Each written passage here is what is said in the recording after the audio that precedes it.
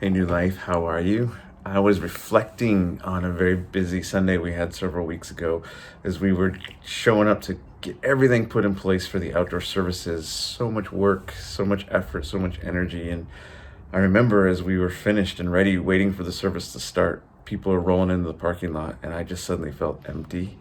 I suddenly felt tanked. I just remember wrestling with God, like, I've got nothing. I don't even know what to do right now. And as I just waded into that moment with them, I just heard him whisper these words. You can always serve. Just look for ways to serve people. Just step into those moments where you can be there for someone else. And I realized even though I wasn't feeling it, I could still choose to do that.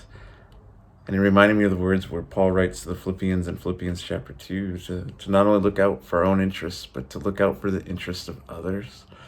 And then he points us to having the same attitude that Christ had. And just this beautiful early Christian poem and hymn that he writes about the epicness of Jesus and being the same as God, but giving all that up to be for us. And yet because he did that, he gained us. And I was just reminded in that moment that so oftentimes we want to withdraw. We want to focus on us. We live in a culture that says, love yourself first. And yet Jesus calls us to something totally different.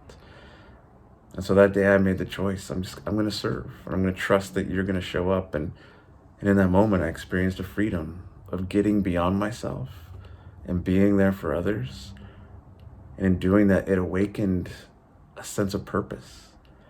And so I want to encourage you with that thought and maybe even challenge you today. If you're not feeling it, acknowledge that.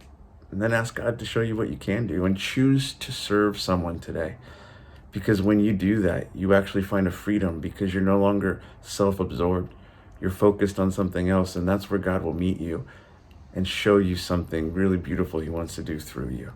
So give it a try. Look for someone to serve today and watch what God wants to do through your story.